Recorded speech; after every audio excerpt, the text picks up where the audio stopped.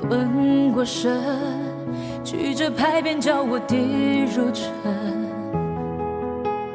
拘我魂，条条规训叫我忍了吞，笑我的虔诚，迈不出家门，要不正要我忍，浑身的走完这一生。可是我听见风来自海上和天空，他说别低头，低头便入牢笼。你是海浪，也是长风，怎可以上锁了？那心不服，管不住，是我眼中的刀锋。这世界容不下，那就刺破它吧。我的苦笑，我的疼痛，终将转身。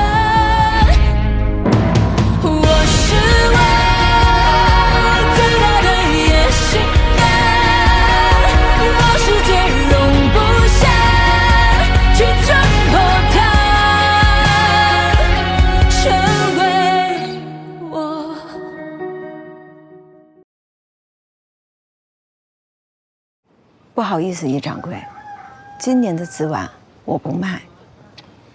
你什么意思啊？你还真给我端起架子来了？陈寡妇，别给脸不要脸啊！怎么说话的？易掌柜，要是没有其他的事的话，您请便吧。你什么意思啊？你这是赶我走啊？哎，我说陈寡妇啊，你不要以为你有这10几万斤的紫碗，你就奇货可居了。我告诉你，只要我易掌柜一句话，全齐州城所有的药商不敢买你1斤紫碗，信不信？我信。易掌柜的威风，我也领教过的。这不结了，也就是我诚心诚意的买你4角已经可以了。赶快把这个东西卖给我，好了。可是我今年就没打算在这齐州药市上卖紫碗呀。什么？啊，要不我干嘛把这药棚设在这么偏僻的地方呢？药棚设在这么偏僻的地方，这明眼人一看就知道啊！你一个年轻小寡妇，长得又漂亮，在这个闹市上沿街叫卖，会毁了您的名声。在这么偏僻地儿，谁来呀？也就我，只有我买你的紫碗，要不然你卖给谁呀？易掌柜，我实不相瞒啊，我打算把这些紫碗卖到上海去，就是不知道上海的药商是不是也听易掌柜的指挥？卖到上海，你还南京呢！我告诉你一句话，你要卖我就买，你要不买我就立刻走人。我数1、2、3，1、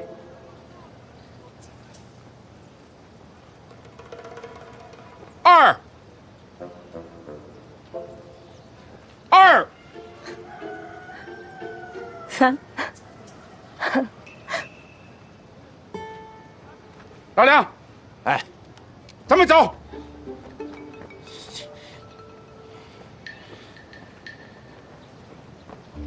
老梁，你别拉我，你拉我也没用，说走就走。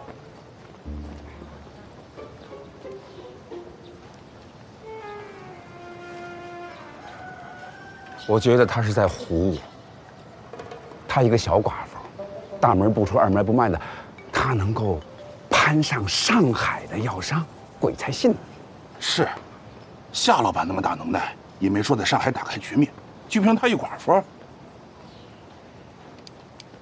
你赶快通知咱们联盟里边所有的药商，今年就是空手而归，谁也不能买他1文钱的紫碗。掌柜的，那个什么？空手而归，他们那边怎么交代？怎么交代？做生意就得熬，看谁熬得过谁。来，大少奶奶，哎，其实4角1斤已经有的赚了，而且一把都能出去。那又怎样？我觉得可以卖了。还不是时候。您真要卖到上海去啊？也许。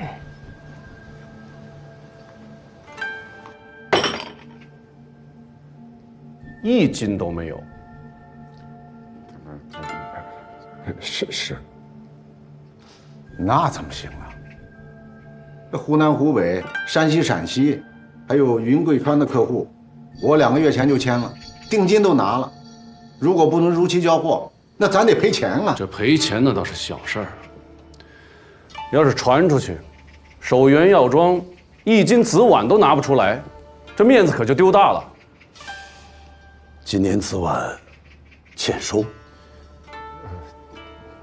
那倒不是，不是，那是为什么？背后有人搅局。谁？就是楚家有一闺女。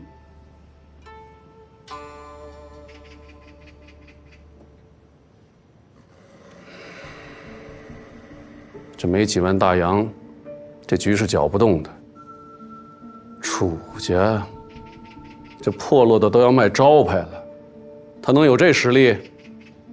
说的也是啊，但是背后好像还有人。那他背后这人忒大胆了，竟敢跟我们首元药妆叫板啊！大掌柜，说说，是谁呀？这个具体是谁呢？还不特别清楚，我就听了那么一耳朵，好像是上海来的。上海，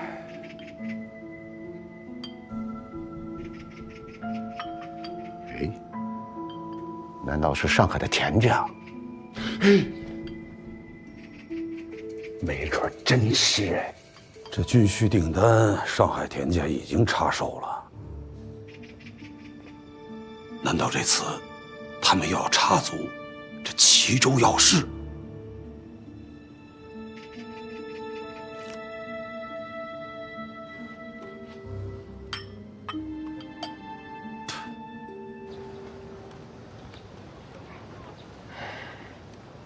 大少奶奶，咱们到现在1斤紫菀都没卖出去，你说该怎么办啊？放心吧，一定会有人来买的。谁啊？首元药妆一定会再来。可是问题是还有3天，今年的药市就要结束了，那咱们跟药农的账期也到了，你说要不要打赌？今日之内，易掌柜一定会再来。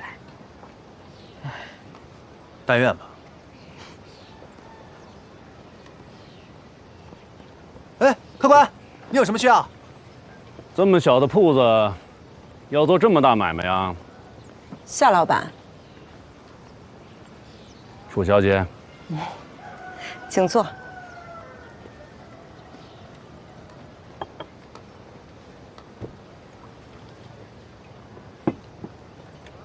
夏老板，请喝茶。同道最近会来齐州吗？他家老爷子中风好些了吗？夏老板有什么话就直说吧。楚小姐真是直爽啊！那我就再直爽一点，我手上有17万斤的齐州紫菀。夏老板，请开价。好，那我也直爽一把。不管上海田家给你开什么价，我都多出1成。条件只有一个，货我全要。紫菀今日的行情是5角，那我就给你5角5喽。成交。但我有个条件，请讲。我只要4角5一斤，但今日之内交付全款。是吗？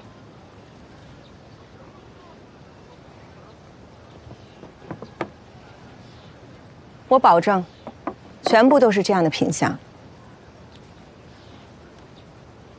成交。后续的事情我会让易掌柜跟你联系。没问题。但我有个疑问呐，本来你是要把这批货发往上海，为什么还会租这么一个小药棚呢？夏老板，我所谓的把货发到上海，其实是虚张声势。我跟上海田家没有任何关系。是吗？这也是为什么我愿意4角5一斤，把所有的货都给您的原因之一。我不希望您觉得我是上海田家的人。那原因之二呢？3日之后，我要向所有的药农交付尾款，不然的话，手上这些所有的紫碗都要退回去，定金还不能退给我。那就是说，如果今天我不来找你的话，2日之内你也会来找我。是，但我知道，您一定会先来找我。为什么？因为您一定对我很好奇。确实好奇。我现在更好奇的是，你欠药农多少尾款？9成。9成？对。啊，9成，你的进货价不会低于3角，也不会高于3角5。那就说明这一把，你用了6000大洋，就挣了8000大洋。我的本钱只有35个大洋，刨去所有开销，我的利润只有6000大洋。哦，说说看。以35个大洋做定金，可以签下350大洋的紫碗收购契约，再把这个契约呢抵押到钱庄，至少可以贷出150大洋的现银，然后以此类推。楚小姐，我有种预感，将来咱们会经常合作。谢谢夏老板赏识。可是你把这个底全交给我了，楚小姐，就不怕我反悔重新跟你谈价？夏老板，您要是真能反悔的话，那您就不是夏元了。哎呀，跟楚小姐做生意，真是愉快。跟夏老板做生意是我的荣幸。告辞。好，请。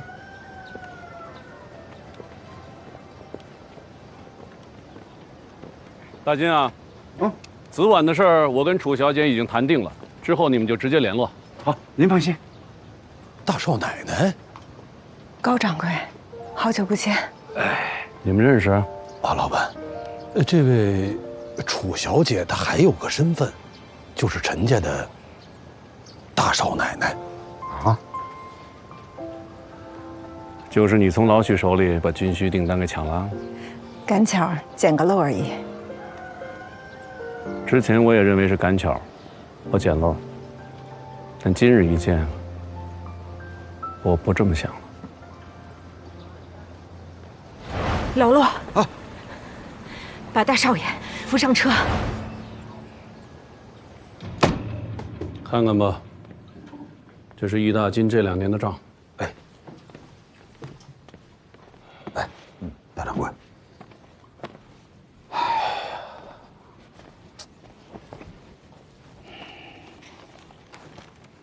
这池春堂的生意有点不尽人意啊。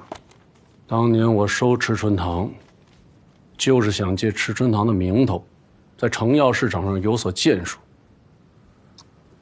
谁成想，这易大金可能不适合做药铺生意。但是生药批发这块儿，也是业绩平平啊。对呀，这今年，这齐州紫碗，还被人用35个大洋偷袭了。是啊，幸好老板力挽狂澜。这个你也发现了？啊，什么？哦，这有些账啊，看上去没问题，但是这前后一对比，老板有水分呐。我去年就发现了。去年？那应该去年就把它开掉。哪那么简单呢？你去年开它，齐州市场怎么办？池春堂谁管？如果没找到合适的人接手，咱们损失会更大。可这吃里扒外的货就不能留。这我知道。老板现在可是已找到了合适的替手人选。你觉得楚韶华怎么样？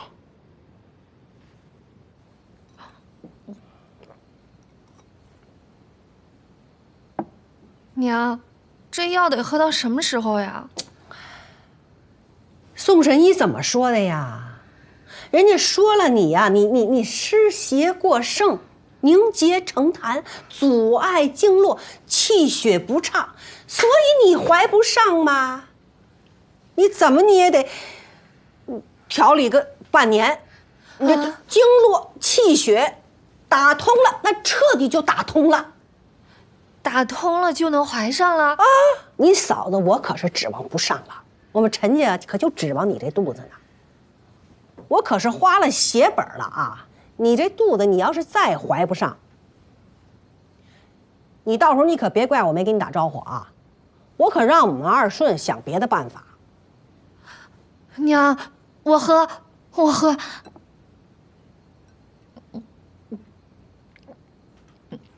娘，我回来了。嫂子，哎，你还知道回来呀？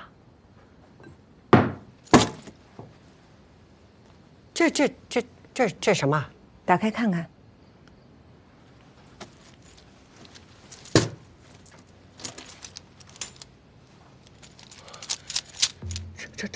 这么多钱啊！娘，你以后不用再为陈二顺不往家寄钱发愁了，这家我来养。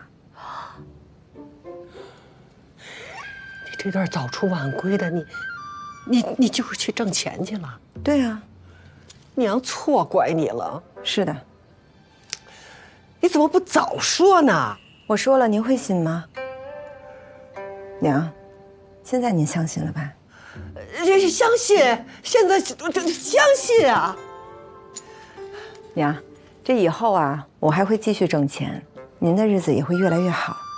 但是啊，往后我可能会越来越忙，甚至还有可能夜不归宿。老大家的，你去忙，这个家还有轩轩，你交给我，放心。轩轩呢？刚睡着。哦，那就好。你坐下，娘给你倒水喝。哦，不用，我自己来。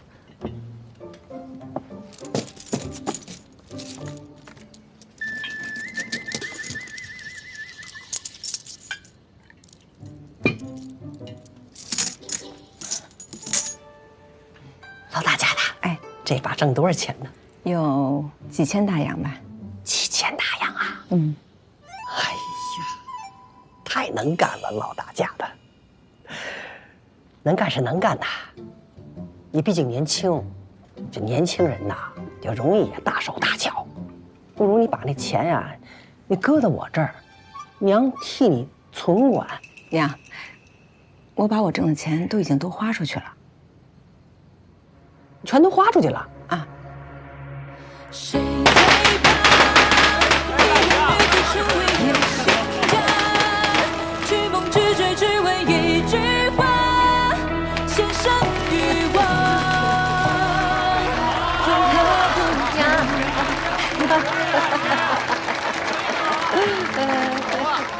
娘，你去。举着牌匾叫我跌入去。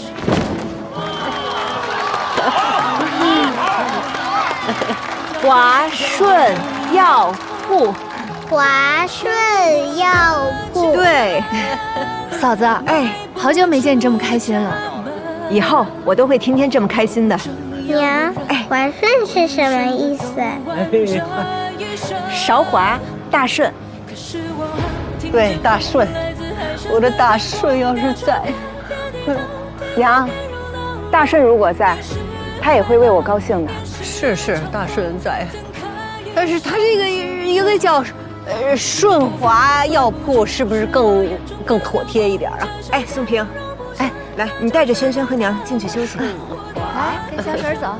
这个改过来的。吕老板，恭喜里面请。哎，李掌柜，您里面坐。里面请。哎，洪老爷，您慢慢看啊，慢慢看。您请。夏老板到。哎，大少奶奶，夏老板来了。夏老板，真是夏老板。夏老板竟然亲自来了。这夏老板能来，这华顺药铺的面子可真够大的。那可不是，以后咱们做生意啊，还都得仰仗夏老板。那必须。夏老板，高掌柜，楚小姐，恭喜啊！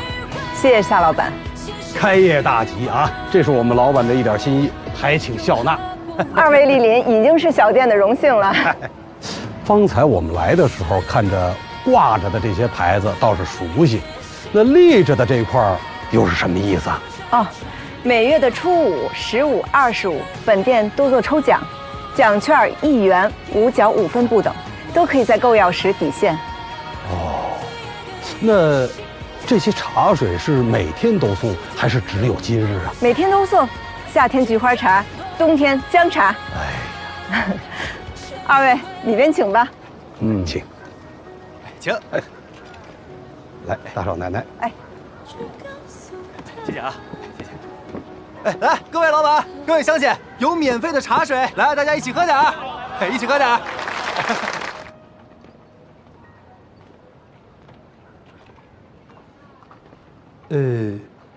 大少奶奶，您也卖牙粉？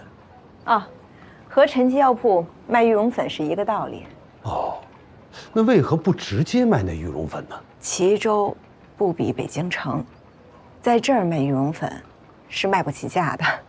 哦，来，二位这边坐，坐下聊。哎，请。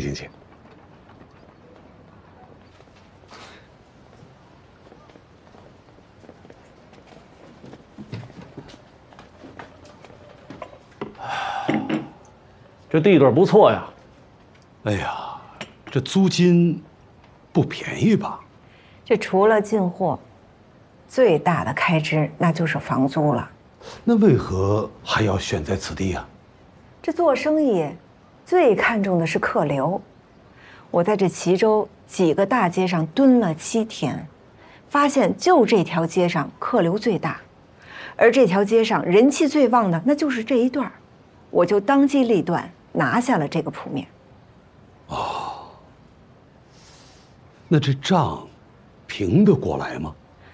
房租呢是贵于别处的3成，但客流也是大于别处2倍，每月的净利至少高100个大洋。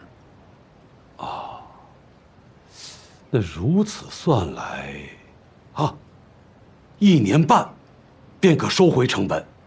我的计划是1年。哎呀，厉害！可惜呀，一个月多赚100大洋，这1年赚回一间药铺子。楚小姐，这就够了？这一家老小的生活那是够了。那你的野心呢？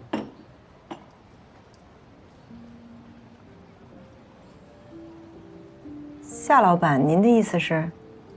那我就直说了。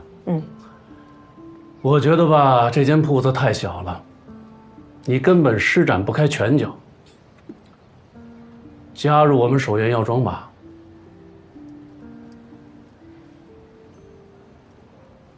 这样，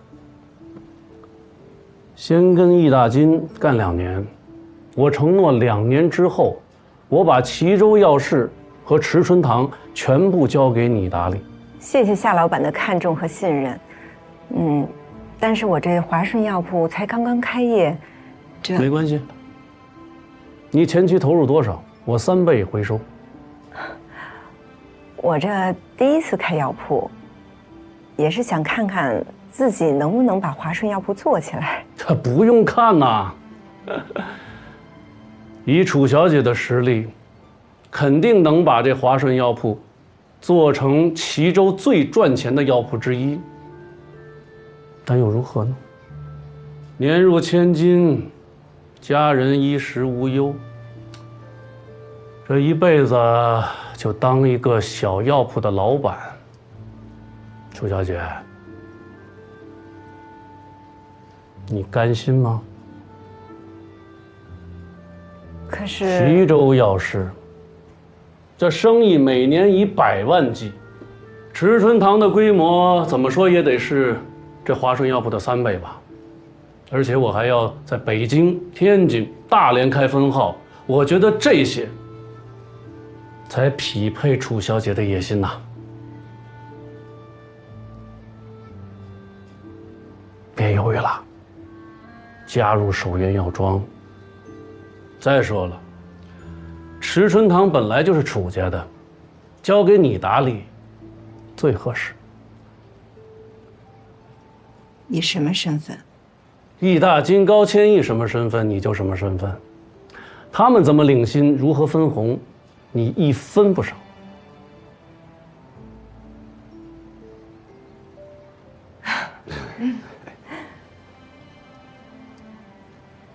还是再次谢谢夏老板。我呢，还是想留在这华顺药铺，没别的啊，我就是想看看，凭我自己个儿的能力，我楚韶华到底能走多远，我能去到哪儿。我再送楚小姐一句话：这做生意啊，最重要的是懂得借力、借势。我以为做生意，第一要看清自己。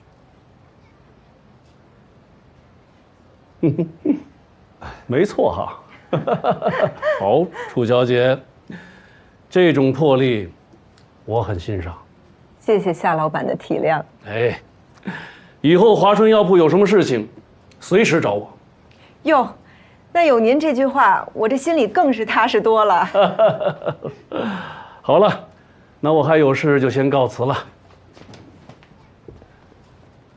刚才我说的这些，半年之内都作数。只要楚小姐改变心意，我守元药庄随时恭候。明白。那我们就告辞了啊！慢走。您留步啊！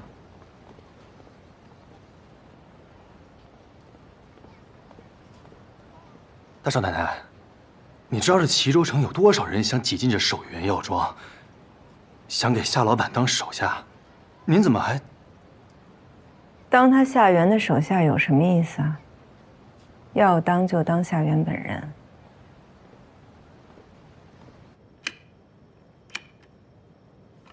你是说，大东家亲自去拜见那小寡妇了？对，不应该呀。按大东家这岁数，不应该对小寡妇感兴趣啊。他们都聊了些什么？那我就不知道了。但是夏老板出来的时候，说什么随时恭迎，感觉老板好像是在劝那寡妇到守元药庄来做事。什么？我只是听说的啊。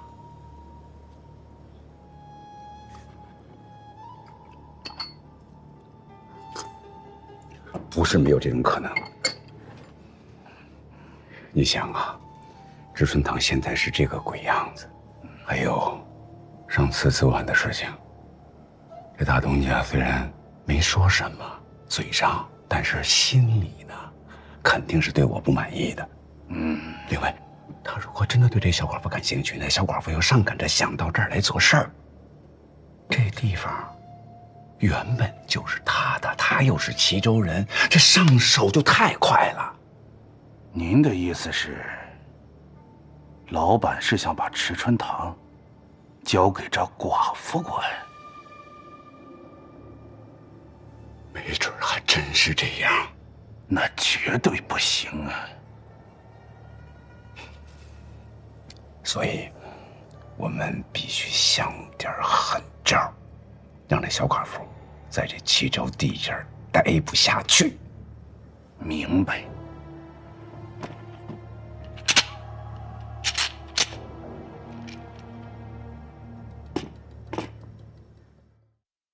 接下来，我们要抽出今天的大奖，价值1元的代金券。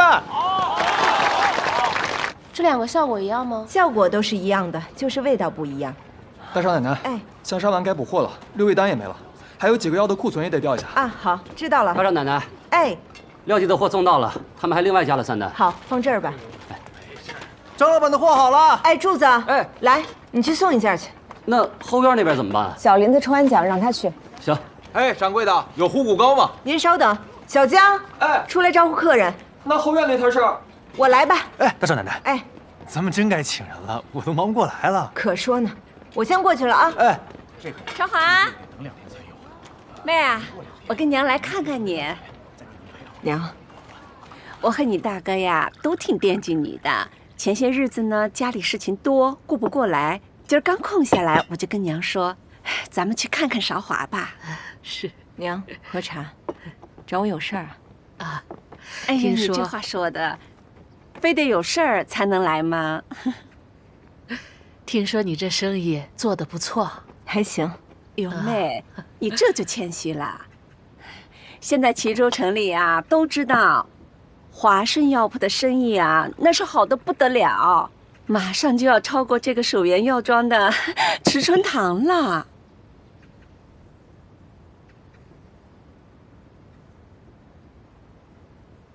韶华，你看你一个人带着孩子，还得忙活这么大一个药铺，是够辛苦的。您慢走啊。哎，小王，哎嫂子呢？您慢走。大少奶奶娘家人来了，在后院聊天呢。哎呀，妹啊，一看你都憔悴了，真的。你看这小手，这都瘦了。辛苦是辛苦，但是我乐意。哎呀，那不行啊！那我们看在眼里，这心里难受啊。特别是娘。少华，我想着呢，你看你哥啊，他在家里边闲着也是闲着，要不让他上这儿来给你帮帮忙，啊？哎，对呀，娘这主意好。一来呢，你身边多了一个知冷知热的亲人；二来呢，药铺嘛，本来就是你大哥的老本行，他来了，你的生意啊，只有更好，没有更差。那大哥来了，能做什么呢？哎呦，那他能做的可多了。我跟你说啊，抛头露面的事儿你都可以交给他，管人管账管事儿他都行。韶华一句话，你哥来了，你啥事儿都不用管，你回家去啊，带轩轩享清福，多好。你的意思是，把华顺药铺交给我大哥打理？对呀，让你大哥做牛做马，你在家享清福，那个当甩手掌柜。我大哥也是这意思。他没直说，但是夫妻嘛，他心里想啥，我知道的。那我看你们还是死了这条心吧。哎呀，那你说嘛，要怎么样才好？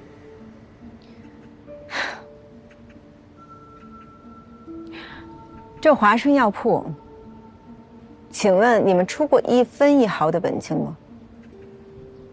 好，就算家里没有钱，那出力总是可以的吧？请问你们出过1分的力吗？不出钱不出力也就算了，连句话都没有。现在我把这华顺药铺开起来了，生意走上正轨，你们来打我主意来了，当我傻呀？妹，你这话说的，那不是之前不知道吗？这不刚知道了，就想让你大哥来帮帮你吗？不用你们帮，我自己的生意我自己心里有数。你们要是没什么事儿的话，就先回吧。别，妹，我话没说完呢。如果说你要想自己打理这个华顺药铺，那还是可以商量的。我自己的事儿，我凭什么跟你们商量啊？哎，韶华，我跟你说啊，一个好汉3个帮，对不对？你说你再能干，你能把所有的活都干完了吗？不能吧，你还是得请人，是不是？与其让外人挣那份钱，不如让你哥挣。再说了，那外人始终能跟你一条心吗？人心隔肚皮，少忠可不一样啊，他是你亲哥，是有血缘关系的亲人。韶华，娘就跟你这么说吧，自从咱们家那池春堂卖了以后，你大哥他还没有找着合适的事儿做，现在就是整天在家里边混吃混睡的。你说要这么下去，他这个人就废了。你就帮帮他，行吗？啊，少华，其实吧，我刚才说给你帮忙，哎呀，那是不好意思。我们今天主要来的目的是想求你帮帮你大哥，啊，成吗？你们让我再想想。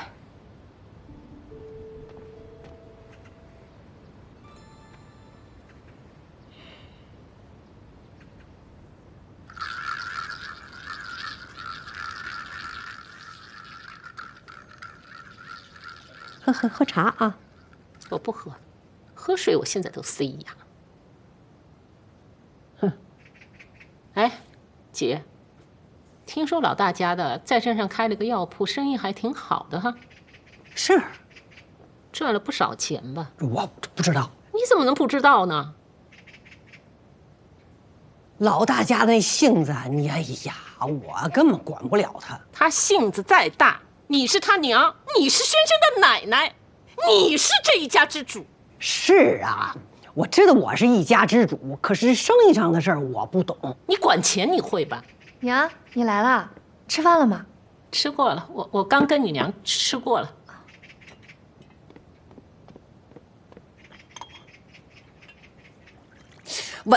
稳着点儿。药铺那生意今天怎么样？人还挺多的，今天嫂子她娘还有她娘家嫂子都来了。他不是说跟他娘家人断绝关系吗？没有啊，我看见他们手拉着手说话呢。这是又好上了？不知道。娘，我先去忙了。哼。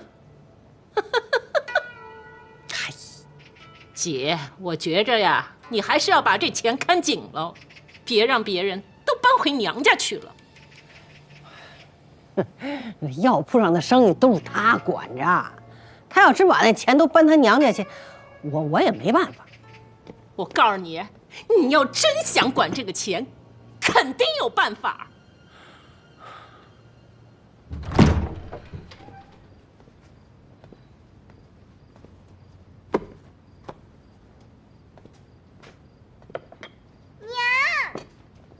哎，下来，回来了。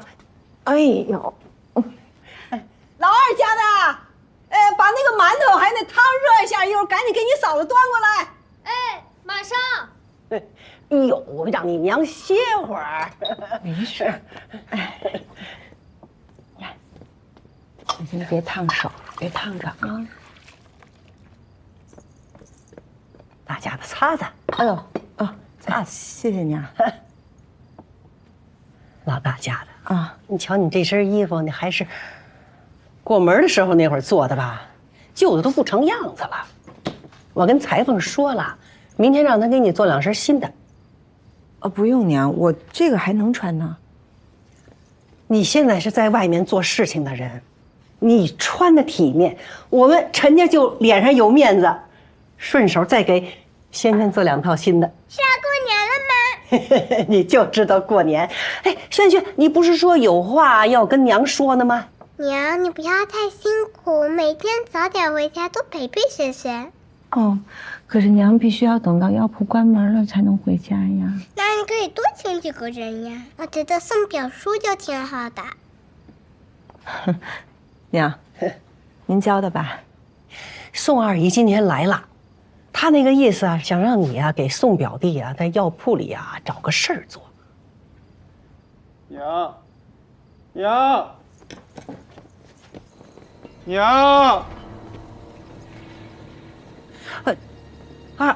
二顺，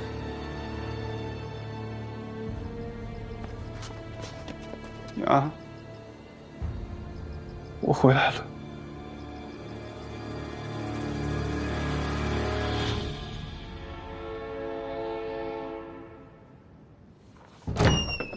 不好意思，我们打烊了。老板，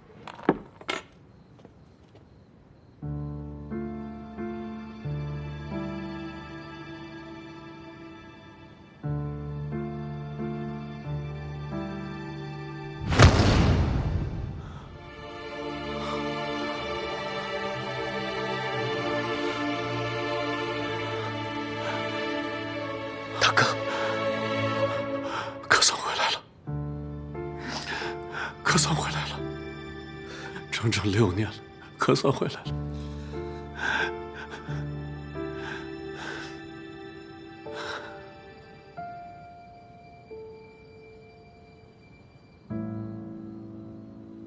2间药铺啊，都没了，都没了！你都干什么了你啊？干什么了？娘，我也不想这样，遇到骗子了。骗子！你不是说你没问题吗？啊？你不是说你爹留下的产业，你大哥留下的产业，你守得住吗？啊？你这是怎么就遇上骗子了？你怎么就遇上？你气死我！你！奶奶别生气。本来好好的，都怪那些骗子，真是丧尽了天良啊！骗子呀，怎么就让你给遇上了呢？娘，二叔做错事了吗？轩，你记住了啊，长大以后可千万不能像他。记住了。轩，来过来，娘跟你说一件娘今天特别丢人的事儿。来坐。我跟你说啊，哎呦，娘你打我吧，你打我，你打死我！我打娘你打我，你打我，打我，打醒我，你打死我，打我吧娘！这以后这日子可怎么过呀？63、69、54。看来大哥的生意版图比从前又扩张了不少。你要是在，增长会更快。大哥手下强将如林，哪里差我这一个无名小卒啊？说这干嘛？哎，说正经的，这次回来有什么打算？跟我一起去上海吧，正好，你在那儿待了这么多年，人脉肯定很广。你还是留学生啊，上阵亲兄弟呀！你肯定能助我一臂之力。我马上要去法兰西了。这次到北京，一是为了办理留学事宜，二来想在走之前见见娘，见见大哥，给你们告个别。法兰西？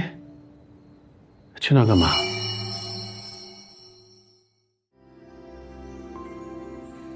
躺在雪地上的小毛毯，一点点融化着白鹿汗，爱爱茫茫的雪路上，是你心中的眼，小小风浪洒洒混云端，藏在他心中的小毛毯，一点点温暖着他心房，他低诉着春天不远，他说冬天很短，永恒的彼岸在朝着他呼喊，一天一天兢兢业业不留遗憾，黎明一点一点